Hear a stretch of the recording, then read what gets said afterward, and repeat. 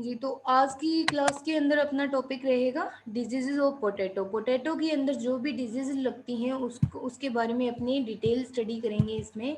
तो potato important है, इसमें से 15 मार्क्स का क्वेश्चन भी बनेगा, प्लस आपके 2 या 3 मार्क्स मतलब जो ऑब्जेक्टिव टाइप क्वेश्चन होते हैं उसके अंदर आएगा, प्लस आपका इसमें छोटा क्वेश्चन भी बन सकता है जो 5 मार्क्स के क्वेश्चन होते हैं, उसमें भी इसकी जो कॉमन एक दो जो डिजीज़ है उसके बारे में पूछा जा सकता है।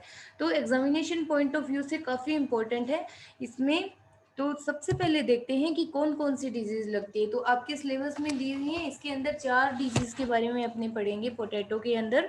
तो फर्स्ट है potato late blight, very very important मान के चलो। आप अगर एमएससी भी करोगे तो वहाँ भी आपको सेम क्वेश्चन देखने को मिलेगा। बहुत मतलब अच्छा टॉपिक आप मान सकते हो पैथोलॉजी का। इससे आपकी कंपटीशन एग्जाम में थ्योरी हो चाहे कहीं भी हो, वहाँ पे आपको इससे क्वेश्चन देखने को मिलेगा ही मिलेगा। और इसके बारे में अपने पूरा डिटेल से पढ़ेंगे, क्योंकि ये वाली जो डिजीज़ है वो एग्ज़ाम के अंदर 15 मार्क्स के क्वेश्चन को कवर करती है। मतलब 15 मार्क्स के क्वेश्चन यहाँ से बनने का चांसेस रहता है। तो वेरी वेरी इंपॉर्टेंट है, अच्छे से कर लेना। जो भी इसमें डाउट हो वो आप साथ के साथ पूछ लेना, ताकि आपको आगे प्रॉब्लम नहीं हो। नेक्स्ट आता है लीफ रोल डिजीज़। तो इस डिजीज़ में से क्या है कि आपका छोटा क्वेश्चन बनता है, हो सकता है कि ऑब्जेक्टिव टाइप में पूछ ले, हो सकता है कि वायरल है तो मतलब डायरेक्ट हो सकता है उसके सिम्टम वगैरह पूछ लें, सिम्टम या मैनेजमेंट पूछेंगे, या फिर इसका वेक्टर का क्वेश्चन बनता है। तो कॉमन इसके 1 या 2 मार्क्स के क्वेश्चन बनेंगे, इसमें से बड़ा क्वेश्चन नहीं पूछा जाएगा लीफ रोल डिजीज। नेक्स्ट आती है ब्लैक हर्टो पोटैटो, ये भी इंपॉर्टेंट डिजीज है। इसके अंदर से ऑब्जेक्टिव टाइप क्वेश्चन हमेशा ही पूछा गया है, कॉम्पिटिशन एग्जाम में भी आता है, प्री पीजी में भी बहुत बार पूछा गया है कि ब्लैक हर्टो पोटैटो किसकी वजह से होता है, किसकी डेफिशिएंसी से होता है, इसका मेन कारण क्या है। ये फिजियोलॉजिकल डिसऑर्डर है, तो यहाँ से भी एक क्वेश्चन बनता ही बनता है ब्लैक हर्टो पोटैटो में। तो इसको भी आप ध्यान रखिएगा। तो ऑक्सीजन की डेफिशिएंसी या फिर हाई टेम्परेचर से होता है। बाकी मतलब कि इससे बड़ा क्वेश्चन नहीं बनेगा, 2 मार्क्स में भी पूछ सकते हैं, प्लस ऑब्जेक्टिव टाइप क्वेश्चन तो आपको एक देखने को मिलेगा ही मिलेगा। नेक्स्ट आता है गोल्डन निमेटोड। तो इसमें से भी सेम है, इंपॉर्टेंट है, ये भी निमेटोड से होने वाली डिजीज है। तो निमेटोड से होने वाली डिजीज़ में आपके सिलेबस में 4 या 5 डिजीज़ होगी। तो उसमें से ये है कि क्वेश्चन आता ही है, मतलब इसका जो कॉजल ऑर्गेनिज्म है वहाँ से भी क्वेश्चन बनता है, या फिर मतलब इसके सिम्टम वगैरह पूछ लेंगे, वहाँ से भी क्वेश्चन बनेगा। तो कौन सा है, ग्लोबोडेरा रोस्टोचाइनेंसिस। तो इसके बारे में भी पूछा जाता है। तो इम्पोर्टेंट है पोटैटो, आपकी जो क्रॉप है उसके अंदर 4 डिजीज दी हुई है, चारों की चारों इंपॉर्टेंट है। आपको एग्जाम में एक आधा क्वेश्चन इनमें से जरूर देखने को मिलेगा। बाकी अगर आप नहीं पढ़ो तो भी कोई बात नहीं, लेकिन पोटैटो लेट ब्लाइट जरूर पढ़ लेना, बड़ा क्वेश्चन जरूर बनेगा इसके अंदर से। तो नेक्स्ट अपने देखते हैं, सबसे पहले बात करेंगे late blight of potato.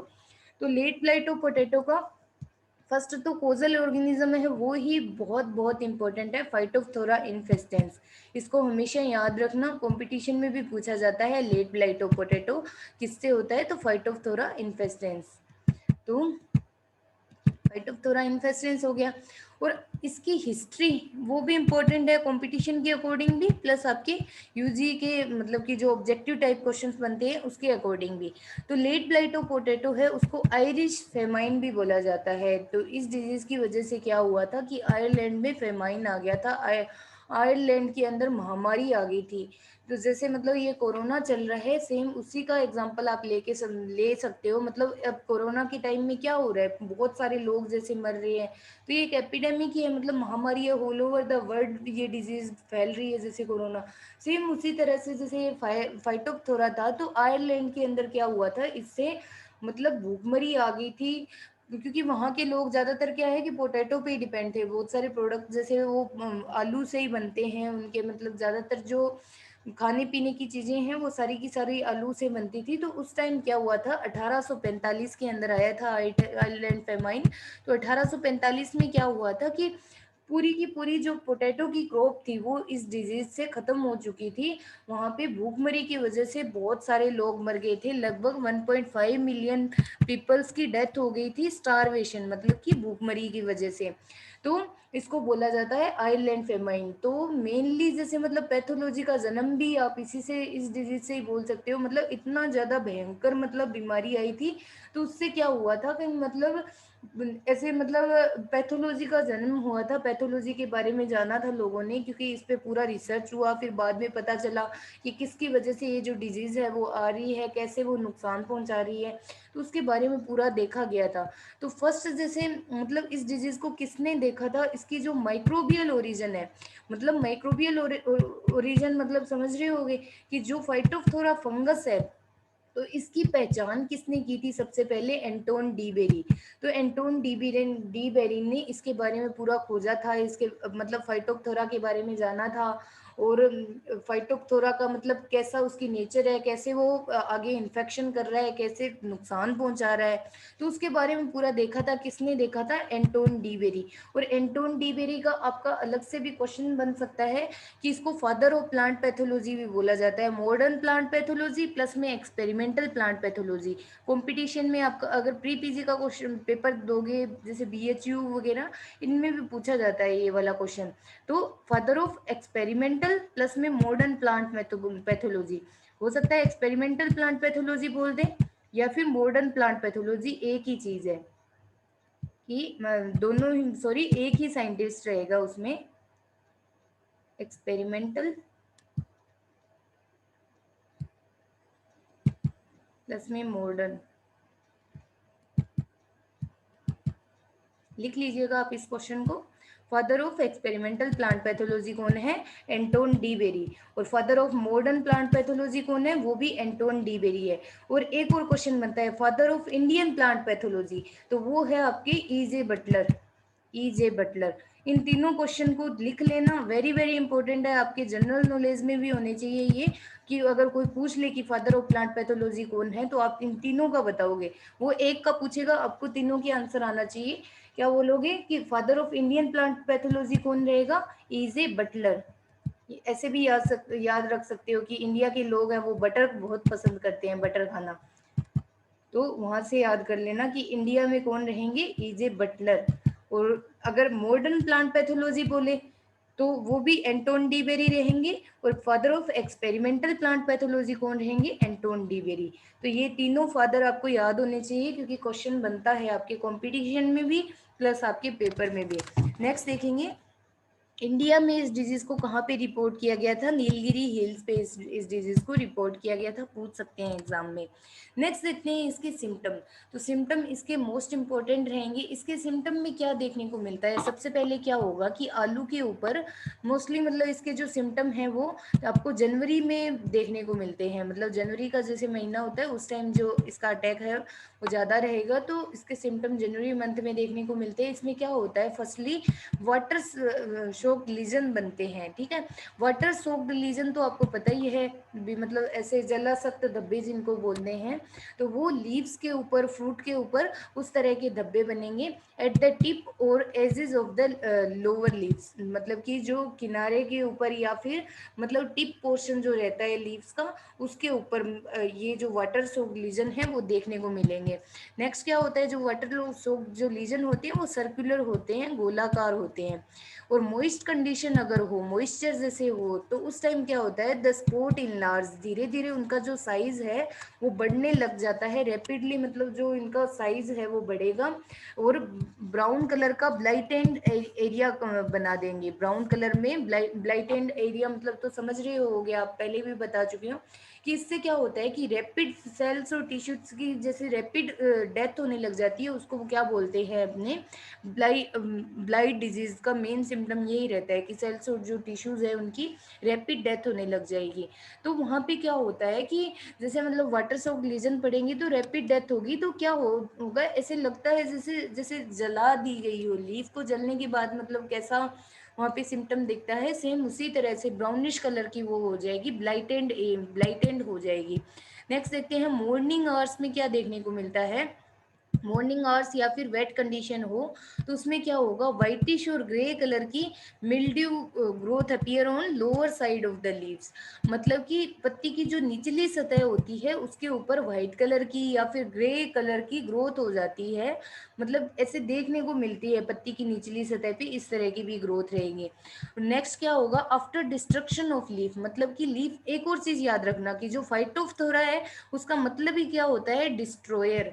Destroyer इसको लिख लेना, फाइटोफथोरा का मतलब क्या होता है, डिस्ट्रॉयर। डिस्ट्रॉयर जो कि पूरी तरह से जो कि खत्म कर देता है, पूरी तरह से डिस्ट्रॉय कर दे, ठीक है। तो मान के चलना कि जो फाइटोप्थोरा है वो क्या कर देता है, प्लांट के फ्रूट को, उसकी लीव्स को पूरी तरह से खत्म कर देगा। तो फाइटोप्थोरा का जनरल सेंस भी अगर देखो तो उसका मतलब होता है डिस्ट्रॉय। तो ये क्या करेगा, जो लीव्स होती है उसका पूरी तरह से डिस्ट्रक्शन हो जाएगा, वो पूरी तरह से खराब हो जाएगी। The infection spread to the underground part of the tuber and are infected, ठीक है। तो उससे क्या होगा कि जैसे लीफ तो पूरी सड़ गई है, फिर क्या होगा, धीरे धीरे कि जो इन्फेक्शन है वो अंडरग्राउंड जो पार्ट्स रहते हैं, मतलब जिसके ऊपर, जहाँ पे अपना फ्रूट बनता है, तो उसके ऊपर भी जो इन्फेक्शन है वो फैल जाएगा, और वहाँ क्या होगा, धीरे धीरे जो अपना ट्यूबर है उसको भी पूरा बर्बाद कर देगा, जो फ्रूट बनेगा उसको भी पूरी तरह से वो डिस्ट्रॉय हो जाएगा, खराब हो जाएगा। और अर्ली इन्फेक्शन में देखिए, early infection causes reduce number and small size tuber with purplish black area. तो इसके अंदर क्या होगा, अर्ली इन्फेक्शन में अगर देखें तो मतलब एक तो ट्यूबर का नंबर कम हो जाएगा और उसका साइज भी कम हो जाता है, उसकी जो ट्यूबर होता है उसकी ग्रोथ भी नहीं हो पाती है, जो ट्यूबर से ही मतलब इसका जो फ्रूट है वो बनेगा, ठीक है। तो वहाँ पे क्या होगा कि उसकी जो ग्रोथ है वो भी नहीं हो पाएगी, बिल्कुल छोटा छोटा रह जाएगा, और पर्पलिश एरिया का बन जाता है वहाँ पे, वो जो ब्लैक कलर का, पर्पल कलर का एरिया वहाँ पे डेवलप हो जाएगा, और फ्रूट पूरी तरह से डिस्ट्रॉय हो जाता है। यहाँ से आप देख सकते हो, ये देखिए लीव्स पे इस तरह के सिम्टम दिखेंगे, टिप पे आपको बताया, टिप पे इस तरह के जलासक्त धब्बे देखने को मिलते हैं, धीरे धीरे उनका साइज है वो इंक्रीज होने लग जाता है और ब्लाइटेंड एरिया डेवलप हो जाता है, ये देखिए। और लीव्स की अंडर साइड पे आपको दिखाई गया कि व्हाइट और ग्रेइश कलर की ग्रोथ हो जाती है, ठीक है। ये देखिए fungal growth on lower side spot, तो लोअर साइड पे जैसे स्पॉट पड़ जाता है वहाँ पे ग्रोथ हो जाएगी, और वो क्या होता है, धीरे धीरे फैलने लग जाती है, पूरा जो पत्ती है वो बर्बाद हो जाती है। नेक्स्ट ये देखिए इन्फेक्टेड ट्यूबर किस तरह से रहेंगे, ये देखिए इस पे भी जलासक्त धब्बे पड़ रहे हैं और पूरी तरह से ये खराब हो रहे हैं, ये देखिए पूरी तरह से सड़ गए हैं, वहाँ पे खराब हो रहे हैं। इसकी जो आउटर जो झिल्ली रहती है, मतलब जो फ्रूट की जो आउटर कवरिंग रहती है वो भी ऐसे बिल्कुल सॉफ्ट हो जाती है, वहाँ पे मतलब पूरा जो फ्रूट होता है वो सड़ जाता है, ये इसका मेनली सिम्टम रहेगा। नेक्स्ट अगर देखें इसकी फेवरेबल कंडीशंस, तो फेवरेबल कंडीशन भी याद रखना इसमें इंपॉर्टेंट रहेगी। फर्स्ट तो है लो टेम्परेचर, क्लाउडी वेदर और हाई ह्यूमिडिटी। तो लो टेम्परेचर होना चाहिए, क्लाउडी वेदर और हाई ह्यूमिडिटी जैसे रहती है तो उस टाइम जो डिजीज़ है वो ज़्यादा फैलती है, 90% तक, मतलब 90% या फिर इससे अबोव, जैसे हाई ह्यूमिडिटी अगर रहे तो वो डिजीज़ है वो ज़्यादा फैलेगी। और स्पोरेंजिया के जर्मिनेशन में क्या होता है कि स्पोरेंजिया बनेगा तो उसके अंदर जूस्पोर का फॉर्मेशन होगा, तो उसके लिए कितना टेम्परेचर चाहिए रहता है, 12 से 13 degree Celsius, and by producing germ tube बनाने के लिए इसको 24 डिग्री सेल्सियस टेम्परेचर की ज़रूरत रहती है। ये आप याद रखना कि स्पोरेंजिया को मतलब कि जर्मिनेशन के लिए 12 से 13 डिग्री सेल्सियस टेम्परेचर चाहिए रहता है, प्लस में इसके जैसे जर्म ट्यूब बनाने के लिए इसको 24 डिग्री सेल्सियस टेम्परेचर रिक्वायरमेंट रहती है इसकी। तो ये चीज़ भी आप याद रखना, इम्पोर्टेंट है, एग्जाम में पूछा जा सकता है इसका। और सबसे ज़्यादा जो लविंग टेम्परेचर आप बोल सकते हो स्पोरेंजिया का, वो उसकी रेंज होती है 9 से 15 डिग्री सेल्सियस, जिसके ऊपर जो स्पोरेंजिया है उसकी ग्रोथ बहुत अच्छी होती है, 9 से 15 के बीच में जो टेम्परेचर होता है उसके अंदर जो स्पोरेंजिया है बहुत अच्छी उसकी ग्रोथ होगी, और वो मतलब बहुत अच्छी तरह से मतलब आगे जर्मिनेट हो पाता है। और एक चीज़ आप याद रखना कि 26 डिग्री सेल्सियस जब टेम्परेचर हो जाता है, 26 डिग्री सेल्सियस टेम्परेचर, तो उस टाइम क्या होती है कि जो हाइफी होती है, हाइफी बनेगी, जो स्कांक जिसको आप बोलते हो, तो उसकी क्या होती है, पूरी तरह से डेथ हो जाती है। 26 डिग्री या फिर इससे अबोव टेम्परेचर पे वो सर्वाइव नहीं कर पाएगा, और इसके जो स्पोर्स है वो ऑटोमेटिकली डाई हो जाएंगे, वो आगे नुकसान नहीं पहुंचा पाते हैं। तो ये चीज़ आप याद रखना, इंपॉर्टेंट है। नेक्स्ट अगर देखें इसका सर्वाइवल और मतलब इन्फेक्शन या फिर डिजीज साइकिल की अगर इसमें बात करें, तो इसमें क्या होता है, पैथोजन सर्वाइव्स इन इन्फेक्टेड ट्यूबर। तो ये मतलब वेरी वेरी इंपॉर्टेंट है कि इसको आप जरूर मेंशन कीजिएगा कि जो इन्फेक्टेड जो ट्यूबर्स रहते हैं उसके ऊपर जो पैथोजन है वो सर्वाइव करेगा। Living in field or infected tuber stored in cold storage through dormant mycelium. तो इसका जो माइसीलियम होता है वो क्या करता है, डोरमेंट पड़ा रहता है, और जैसे ही उसको कंडीशंस मिली तो उसमें क्या होगा, वो एक्टिव हो जाएगा और आगे नुकसान पहुंचाने लग जाता है। और एक चीज़ और देखना कि ये फाइटोप्थोरा आया क्यों था आयरलैंड में। तो वहाँ पे वो क्या करते थे वहाँ के लोग पहले, कि जो स्टोरेज करते थे कि पोटैटो का ऐसे मतलब पिट बना देते थे अपने फील्ड में, मतलब एक गड्ढा सा खोद देते थे और उसके अंदर क्या करते थे कि जो पोटैटो है वो भर के और रख देते थे। उससे जो मतलब स्टोरेज अच्छी होती थी आलू की, जिससे मतलब क्या है कि आगे मतलब स्टोर कर पाते थे वो भी, इससे जो फ्रूट है वो खराब नहीं होता था। तो क्या होता है कि अर्ली स्टेज में मतलब सबसे पहले जैसे फाइटोप्थोरा जैसे आया था, तो उस टाइम में क्या हुआ था कि इसकी पहचान नहीं हो पाई थी, मतलब इसको पहचान नहीं पाए थे कि डिजीज आई हुई है। फिर क्या किया कि लोगों ने इसको हार्वेस्ट करके और फिर क्या किया कि पिट में स्टोर करके रख दिया। अब स्टोरेज करने के बाद में क्या हुआ कि इसको मतलब आगे फैलने के लिए बढ़िया इन्वायरमेंट मिल गया, बढ़िया उसकी कंडीशन है वो फेवर हो गई।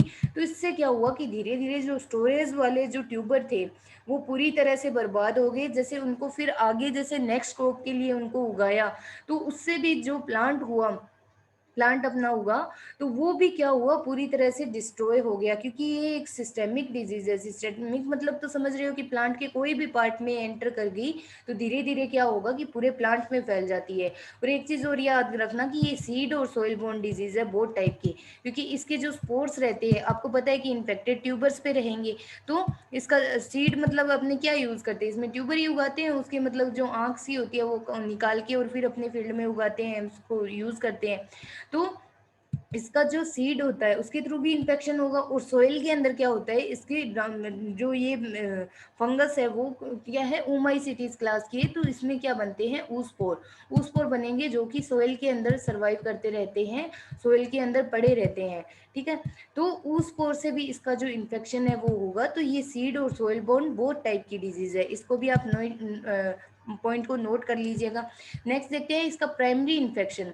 तो प्राइमरी इन्फेक्शन किससे होगा, when infected tubers are planted, the grown plant infected systematically and produce symptom on the lower leaves. तो इसमें क्या होता है कि अगर जो इन्फेक्टेड ट्यूबर है वो अपने जैसे प्लांटिंग करेंगे इन्फेक्टेड ट्यूबर की, तो वो धीरे धीरे जो ट्यूबर है, आपको बताया अभी भी कि सिस्टमिक डिजीज है, मतलब एक प्लांट के एक पार्ट से पूरे प्लांट में फैल जाएगी। तो वहाँ से क्या होगा कि पूरे प्लांट में जैसे फैल जाती है, तो धीरे धीरे जो प्राइमरी इन्फेक्शन का काम कौन करेगा, इन्फेक्टेड जो ट्यूबर्स रहते हैं जिसके ऊपर जो पैथोजन के जो स्पोर रहते हैं वो इसके प्राइमरी इन्फेक्शन का काम करते हैं। नेक्स्ट देखिए इसका सेकेंडरी इन्फेक्शन। तो सेकेंडरी इन्फेक्शन इसका किसके थ्रू होगा, जू स्पोर के द्वारा होगा। Secondary infection take place from the spore producing on primary infected parts spread by wind, water and the infected neighbor plant and was down juice for infected tuber। तो इसके जो secondary infection है उसमें कौन काम करेगा, जूस स्पोर बनते हैं। जूस स्पोर आपको पता है कि मोटाइल स्पोर है। मोटाइल मतलब क्यों बोलते हैं इनको, क्योंकि इसके ऊपर क्या होता है, फ्लैजिला प्रेजेंट होती है, इसमें रेनिफॉर्म टाइप का होता है, मतलब किडनी शेप का जूस स्पोर बनेगा जिसके ऊपर क्या है, फ्लैजिला प्रेजेंट रहती है, मोटाइल है और एसेक्सुअल स्पोर है। और किससे फैलेगा, मतलब कि जो वाटर प्रेजेंट रहता है, या तो इरिगेशन वाटर हो गया या फिर मतलब कि हवा के द्वारा, ये क्या करते हैं दूसरे एक प्लांट से दूसरे प्लांट पे अपने नेबरिंग जो प्लांट है, पास के जो पड़ोसी हैं प्लांट, उसके ऊपर भी ये फैल जाएगा और वहाँ पे नुकसान पहुँचाना शुरू कर देगा। तो ये देखिए इसका डिजीज साइकिल भी आप समझ सकते हो। ये देखिए सबसे पहले यहाँ पे देखना कि जो मतलब कि डिजीज है जैसे आई हुई है, तो इन्फेक्टेड प्लांट पार्ट पे जो फंगस है वो सर्वाइव करती रहती है। तो इस पे देखिए कि लीजन है वो डेवलप हो रहा है, फंगस डेवलप ऑन लीव्स। ठीक है, तो इसके बाद में क्या होगा कि इसमें क्या होगा कि जो मतलब कि पैथोजन यहाँ पे प्रेजेंट है लीफ पे, तो वहाँ पे क्या होगा कि धीरे धीरे स्पोरेंजिया डेवलप हो जाएगा। स्पोरेंजिया के अंदर क्या बनते हैं, जूस्पोर बनेंगे। स्पोरेंजिया की जो आउटर वॉल है वो फटेगी और जूस्पोर है वो रिलीज हो जाएंगे। जूस्पोर रिलीज होके क्या करते हैं, आगे जर्मिनेशन करेंगे और प्लांट के ऊपर जैसे इस तरह से इन्फेक्शन कर देंगे और जो ट्यूबर्स रहते हैं उन पे भी इन्फेक्शन हो जाएगा। तो एक तो इसका लाइफ साइकिल ये चलेगा, या फिर यहाँ से भी आप देख सकते हो कि seedling produced by infected tuber become disease, मतलब कि इन्फेक्टेड ट्यूबर अपने यूज़ किया, उससे जो सीडलिंग बनेगी, ये देखिए यहाँ से, तो इससे क्या होगा, सीडलिंग में भी इन्फेक्शन हो जाएगा, वहाँ से अपना जो प्लांट होगा उसके ऊपर जैसे स्पोरेंजिया बनेंगे और वो आगे क्या करेंगे, जूस को रिलीज कर देंगे, और इसका जो लाइफ साइकिल है इस तरह से चलता रहता है। और एक और चीज़ याद रखना कि इसमें जो माइसीलियम है वो हेट्रोथेलिक माइसीलियम बनता है। हेट्रोथेलिक मतलब इसमें आप ये छोटी छोटी चीज़ें आप नोट कर लीजिएगा अपने नोटबुक में। हेट्रोथेलिक, यहाँ पे मैं लिख देती हूँ, हेट्रोथेलिक माइसीलियम बनता है। तो हेट्रोथेलिक का मतलब क्या होता है कि इसमें जो मेल और फीमेल जो गैमेट्स होते हैं, मतलब जो माइसीलियम बनता है इस तरह से, तो उसके अंदर क्या होगा कि मेल और फीमेल जो माइसीलियम है वो अलग अलग होते हैं, ऐसे मतलब सेम पे नहीं रहते हैं, अलग अलग रहते हैं। तो फिर बाद में क्या होगा कि जैसे उनकी मेटिंग होगी, फिर मतलब कि मेटिंग होने के बाद में क्या होगा कि जैसे मतलब मेन जो माइसीलियम है वो बनेगा, जिससे आगे क्या है कि वो नुकसान पहुंचाएंगे। तो इसमें क्या है कि माइसीलियम जो बनता है वो डोरमेंट पड़ा रहता है प्लांट पार्ट पे, और वो क्या होता है, हेट्रोथेलिक होता है। और जैसे ही फेवरेबल कंडीशन मिली, उनमें आपस में जो फ्यूजन होगा, फिर बाद में जो स्पोर बनेगा, स्पोर बनने के बाद में क्या करेगा, वो नुकसान पहुंचाना शुरू कर देता है। और इसके अंदर सेक्सुअल स्पोर कौन सा रहता है, ऊ स्पोर रहेगा। इसको भी आप ध्यान रखिएगा, सेक्सुअल स्पोर कौन सा रहेगा, ऊ स्पोर। यहाँ पे भी मैं बना देती हूँ आपको, ऊसपोर रहेगा। तो ऊसपोर भी कैसे बनता है, यहाँ से देखिए आप मैं थोड़ा सा ड्रॉ कर देती हूँ इस पे, यहाँ पे। तो ऊसपोर क्या कैसे बनता है, इसमें क्या रहता है, एक एंथ्रीडियम रहता है और एक ऊगोनियम रहता है। यहाँ से आप इमेज को भी थोड़ा सा देख लेना। तो ये जैसे है, ये है ऊगोनियम और ये है एंथ्रीडियम। तो इनकी मैटिंग हुई, मैटिंग होने के बाद में क्या होगा कि दोनों के जो स्पोर है वो जैसे मतलब एंथ्रीडियम है तो उसका जो गैमेट है वो इसके अंदर ट्रांसफर हो जाएगा। ट्रांसफर होने के बाद में क्या होगा, पहले प्लाज्मोगेमी होगी, प्लाज्मोगेमी होने के बाद में क्या बनेगा, प्लाज्मोगेमी होगी, प्लाज्मोगेमी, फिर कैरियोगेमी होगा, कैरियोगेमी होगी। कैरियोगेमी होने के बाद में क्या होगा कि जैसे मियोसिस होगा, मियोसिस होने के बाद में क्या है कि ऊसपोर जैसे फॉर्मेशन हो जाता है, तो ऊसपोर जैसे बना देगी। तो ऊसपोर से बाद में क्या है कि ऊसपोर भी डायरेक्ट अगर इन्फेक्शन कर सकते हैं, सोइल के अंदर पड़े रहेंगे तो ऊसपोर से भी इन्फेक्शन हो जाएगा इसका। और या फिर क्या होगा आगे कि ऊसपोर बन गए, तो ऊसपोर बनने के बाद में क्या होगा कि जैसे जर्मिनेशन हुआ, जर्मिनेशन होके क्या होगा कि जैसे स्पोरेंजिया का फॉर्मेशन हुआ, स्पोरेंजिया बनेंगे और स्पोरेंजिया से क्या है कि जो फटके और जो जूस स्पोर है वो रिलीज हो जाते हैं। तो इस तरह भी इसका जो लाइफ साइकिल है वो रहेगा। एसेक्सुअल रिप्रोडक्शन किसके थ्रू होगा, एसेक्सुअल जो मतलब कि एसेक्सुअल स्पोर कौन सा रहेगा, जू स्पोर रहेगा, और सेक्सुअल स्पोर इसके अंदर कौन सा रहेगा, ऊ स्पोर रहेगा। ऊ स्पोर कैसे फॉर्मेशन होगा, ऊ स्पोर का कि एंथ्रीडियम और ऊगोनियम की मैटिंग से होगा। और सेक्स जो एसेक्सुअल स्पोर है वो कैसे बनेगा, स्पोरेंजिया से डायरेक्ट रिलीज होकर एसेक्सुअल स्पोर बन जाता है। तो इस तरह से इसका जो लाइफ साइकिल है वो चलता है। नेक्स्ट देखते हैं इसका मैनेजमेंट। तो इसके मैनेजमेंट की अगर बात करें तो क्या करना चाहिए, फील्ड सैनिटेशन अपनाना चाहिए, मतलब फील्ड को पूरी तरह से साफ सुथरा रखना चाहिए। अगर इन्फेक्टेड प्लांट डिब्रीज है तो उससे क्या होगा कि जो इन्फेक्शन है वो आगे से आगे मतलब फैलेगा। इन्फेक्शन जो इन्फेक्टेड प्लांट डिब्रीज पे जो पैथोजन है वो सर्वाइव करता रहता है, और जैसे ही मतलब उसको न्यू प्लांट मिला वहाँ पे इन्फेक्शन हो जाएगा और धीरे धीरे जो डिजीज है वो पूरे प्लांट में फैल जाएगी, क्योंकि ये सिस्टेमिक डिजीज है। नेक्स्ट देखिए, इन्फेक्टेड ट्यूबर को पूरी तरह से डिस्ट्रॉय करना चाहिए, और डिजीज फ्री जो ट्यूबर है वो यूज करना चाहिए अपने को फील्ड में। नेक्स्ट देखिए, यूज प्रोटेक्टिव फंजीसाइड्स। तो इसमें क्या करते हैं कि प्रोटेक्टिव फंजीसाइड अपने यूज करते हैं, रिकमेंडेड बाय ब्लाइट कास्ट। अब यहाँ पे देखिए, ये जो आपका है ब्लाइट कास्ट, ये वेरी वेरी इंपॉर्टेंट है, आपके बहुत बार इसके ऊपर क्वेश्चन पूछा गया है कि इसमें जो फोरकास्टिंग के लिए कौन सा सिस्टम यूज करते हैं, किसके द्वारा फोरकास्टिंग की जाती है, तो ब्लाइट कास्ट यूज किया जाता है। ब्लाइट कास्ट मतलब क्या चीज़ है, तो ये ब्लाइट डिजीज के लिए स्पेशली डेवलप किया गया है फोरकास्टिंग के लिए। तो इसके थ्रू क्या होता है कि अपने को पहले से अनुमान लग जाता है, पता चल जाता है कि इस एरिया में जो डिजीज है वो आने वाली है ब्लाइट कास्ट के थ्रू, क्योंकि बहुत सारे जैसे सेटेलाइट सैटेलाइट्स वगैरह रहती है उससे अपने को पहले पूर्वानुमान लग जाता है। तो ग्लाइड कास्ट के थ्रू क्या होता है, पोटैटो ग्लाइड के द्वारा जो है पूर्वानुमान लगाया जाता है, और इसके लिए अपने को क्या करना चाहिए, प्रोटेक्टिव फंजीसाइड यूज करने चाहिए।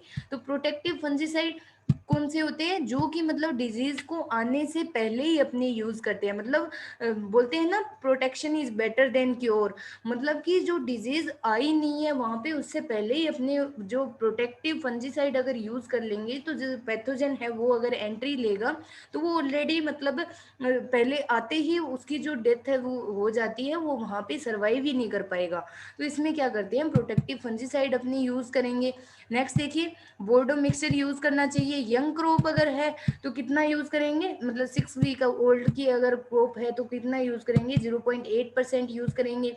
और अगर ओल्ड क्रॉप है मतलब पुरानी अगर क्रॉप है तो उसमें 1.2% के हिसाब से स्प्रे करनी चाहिए। और मेन को जेब का आप स्प्रे कर सकते हो डिजीज आने के बाद, जैसे 0.25%, इसका भी काफी हद तक जो प्रोटेक्शन मिलता है मेन को जेब से भी।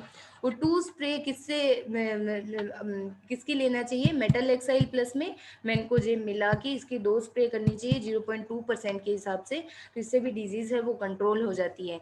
नेक्स्ट है इसकी रेजिस्टेंट वेराइटी यूज करनी चाहिए। रेजिस्टेंट वेराइटी कौन सी, कुफरी नवीन और कुफरी स्वर्णा, जैसे इसकी रेजिस्टेंट वेराइटी है ब्लाइट के लिए तो इनको यूज करना चाहिए। यहाँ पे आपकी खत्म होती है पोटैटो ब्लाइट। नेक्स्ट देखते हैं, छोटी सी डिजीज है आपकी पोटैटो लीफ रोल। तो जो पोटैटो लीफ रोल जो डिजीज है उसका मतलब कि आप याद रखना कि किससे होती है, लीफ रोल वायरस से होगी। इसका कोजल ऑर्गेनिज्म कौन सा होगा, लीफ रोल वायरस। और इसके नाम से भी पता चल रहा कि लीफ रोल मतलब जो वायरस है वो क्या करेगा कि जो पत्ती है उसकी रोलिंग कर देता है, पत्ती है वो ऐसे घूम जाती है ऐसे, मतलब कि जो उसकी टिप है उसकी रोलिंग हो जाएगी और मतलब कर्व हो जाती है, वो घूम जाती है पत्ती, मतलब एकदम से मतलब सही नहीं रहेगी, वो घुमावदार ऐसे हो जाएगी। तो ये इसका मेनली सिम्टम रहेगा। फर्स्ट देखिए, slight rolling of leaves and the leaves are dry and brittle have a papery feel.